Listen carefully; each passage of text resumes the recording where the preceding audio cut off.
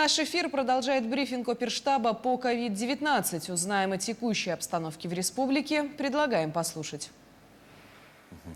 Ольга Валерьевна, доброе утро. Расскажите о эпидобстановке на сегодняшний день.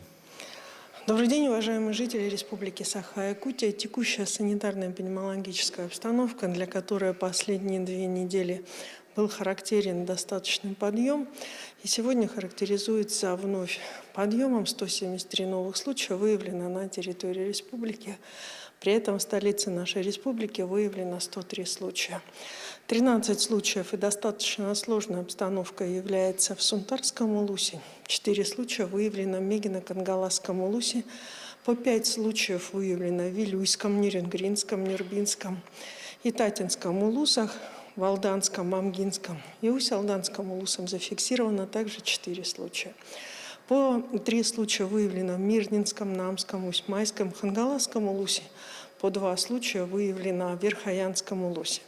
Для таких улусов, как Горный, Кобяйский, Ленский, Амиконский, Алекминский, Среднеколымский и Чурапчанский характерно выявление по 1 случаю. Несмотря на то, что происходит сейчас у нас в выходные дни, лаборатории как Роспотребнадзора, так и учреждения Министерства здравоохранения продолжают работу. За сутки проведено 5488 исследований на новую коронавирусную инфекцию. Уважаемые жители Республики Саха-Якутия, учитывая осложненную санитарно-эпидемиологическую ситуацию в республике, необходимо обратить внимание на тот процесс, который у нас и происходит на территории республики в настоящий момент. Мы понимаем, что сегодня на наших избирательных участках мы, реализуя свое конституционное право, создали все условия для того, чтобы выборы прошли безопасно.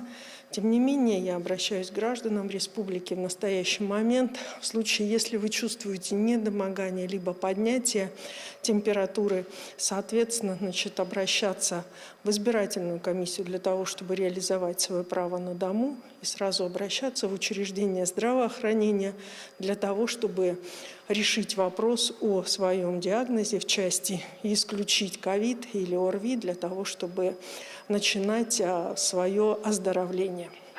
На 19 сентября 2021 года в республику поступило 485 155 доз вакцин. Первую вакцину получили 342 312 человек. На настоящий момент использовано у нас вакцины 72,3%. Уважаемые жители Республики Саха-Якутия, не имеют возможности вакцинироваться у нас сегодня 3 категории граждан. Это наши беременные женщины, это дети и, соответственно, лица, у которых имеется медицинский отвод. Они находятся в самой сложной и уязвимой группе риска. Все остальные мы имеем возможность защититься от коронавируса вакциной. В связи с этим я прошу очень бережно окружение относиться к беременным, относиться к детям и провакцинироваться для того, чтобы не подвергать их опасности. Врачи в республике каждый день, каждые сутки, каждый час и каждую минуту борются за жизни наших согорожан, в том числе и будущих мам, пожилых граждан. Поэтому огромная просьба заботиться о своем здоровье. И, конечно же, при недомогании, при любом поднятии температуры обращаться в учреждение здравоохранения.